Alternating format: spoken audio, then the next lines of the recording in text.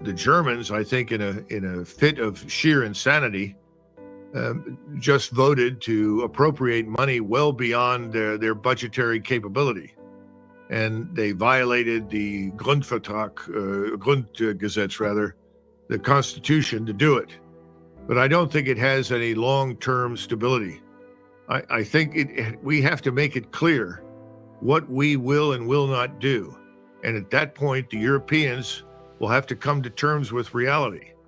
If we don't do that, we will continue to bleed cash and aid, and we will continue to lose what credibility we have with the Russians.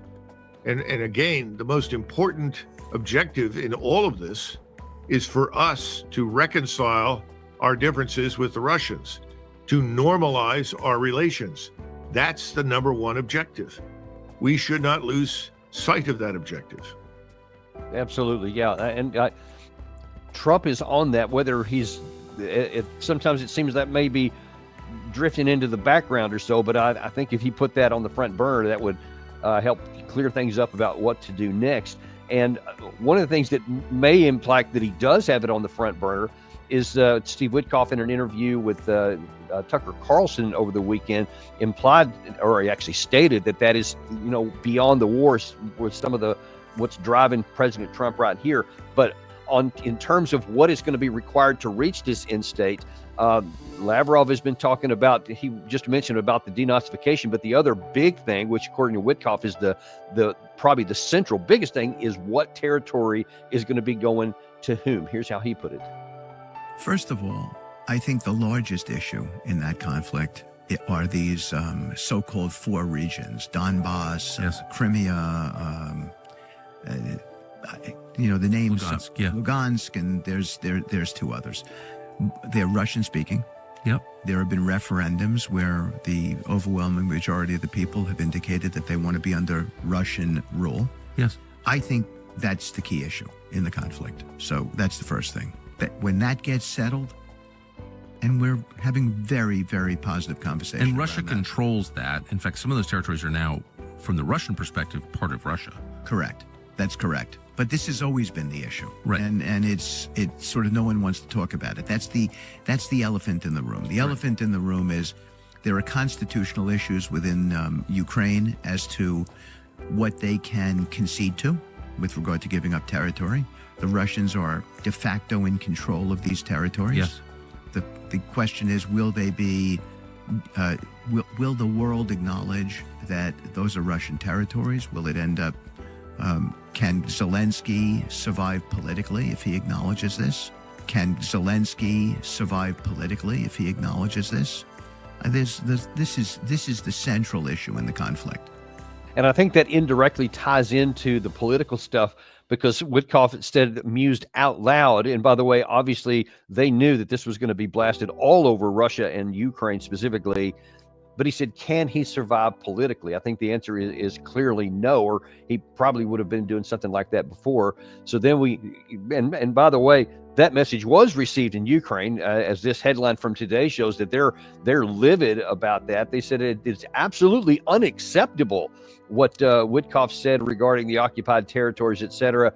But that wasn't a slip of the tongue. That was a planned situation. So what do you think that the messages are from Witkoff? And then I guess really what do you expect is going to happen in the near term on those territories? The last time I looked, Secretary Rubio is Secretary of State, not Mr. Witkoff. Mr. Witkoff has no authority, no standing, and he is yet expressing opinions and discussing terms that frankly should not be discussed in public. I hate to be blunt, but that's not his job. He's not appointed as an ambassador. He's not a Secretary of State. He's simply the president's friend, and that's fine. But I don't think the things that he is saying carry the same weight as they would if the Secretary of State said them. Now, why am I pointing that out?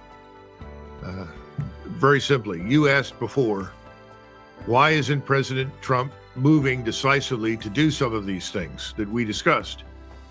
Who are the people that he's appointed to his cabinet? Who are the people on his National Security Council staff? Who is his national security advisor? Who is the Secretary of Defense? Who is the Director of Central Intelligence? Where do these people fit in? You know, when Putin sent a team to visit with us and discuss the first time around in Saudi Arabia what they wanted to achieve, the head of the State Security Service was in the group. And you had someone who was, for all intents and purposes, the equivalent of Mr. Lutnick, the Secretary of Commerce. What I'm trying to get across is this is not a coherent policy. This is not a coherent strategy. There's nothing wrong with what Mr. Witkoff said, and I'm sure he's telling you the truth. It's not the whole picture, because there's something else here that was missing entirely from his statement, which is very important to Moscow. Moscow does not want to refight this war in 5 or 10 years. In other words, setting aside whatever the territorial arrangement turns out to be, what about Ukraine itself? Is it truly going to be neutral? And what are the definitions of that neutrality? I've often talked about the Austrian state treaty as a model. I think that's a good model. But that's part of denazification, demilitarization, the elimination effectively of the Zelensky regime. Where do we stand on that? And President Trump is the man with the authority, the power, and the influence to remove Zelensky and his regime. They need to go. He also needs to look carefully at who is in the State Department, the Department of Defense, and on the National Security Council staff and council before he goes back to the Russians, because there are lots of people there that have strongly supported this fiasco in Ukraine. Now, being political animals, they tend to blow with the wind. Lots of people in Washington are windsocks, but that's not very convincing for the Russians, Dan. They're not sure they can believe what we're saying or trust what we're saying. That is effectively what Foreign Minister Lavrov said. Well, I don't believe anything that Zelensky says, and I don't think you should take anything he says seriously. He's trying to shift blame for the absence of any ceasefire or any agreement on the Russians. The Russians, frankly, are not the problem. He is. The Russians are not spitting in our face. The Russians are not lying to us.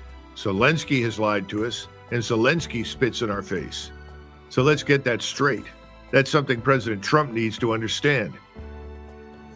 If we want this war to end, I've outlined what needs to be done. And I think President Trump can do that. It's very clear that what Ukraine looked like 3+ years ago and what it looks like today are not the same and will not be the same. That's very clear. Beyond that, I think there's a lot of room for negotiation, provided we're looking at a neutral state. And that means a different government. Do you think that we could have accommodated in World War II a new government in Vienna at the end of the war that included Hitler? Of course not. And neither will the Russians. So my point is, let's get with the program and understand what's really required to end this war. And I think that's not an opportunity to grandstand and pretend that we imposed peace, that we are the instrument of justice. I think what we need to do is simply say, this has been a terrible mistake, a terrible war. We want to end it. We're going to work with President Putin to do that. And we're going to work with a new government in Kiev. And we're going to ask our European allies to assist us with that progress. Right. But so what happens? My real question is, look from the Russian perspective. All of that stuff you just talked about, let's assume that we don't come to the reality. We don't recognize either in Kiev or in Brussels or anywhere else. And President Trump doesn't compel that vision. What are the Russians going to do? Because it seems to me that they're willing to be polite, as you just mentioned, but I think that their actions are, they're just going to fight until they win it on the ground. Well, I think they have won it, Dan. I mean, this is a giant mop-up exercise, if you will. You know, after we took the Philippines And subsequently, when we took Okinawa, the war in both of those areas did not end immediately. We had mop-up operations that took months. So I think that's what the Russians are resigned to, mopping up. And that's what they'll do. Beyond that, I can't predict that the Russians will just ignore anything we say or anything we do. I don't think that's the case. As I said before, I think they very much want to accommodate President Trump, very sincerely. I think Mr. Witkoff made that same argument, made it very clear. This was not a contentious discussion that he had with the Russians. They are genuinely interested in ending this thing. So the question is, how do we get there? What's the best way to do it? We're not going to get there with the Zelensky regime in power, Dan. That's obvious. Yeah, so they need to go.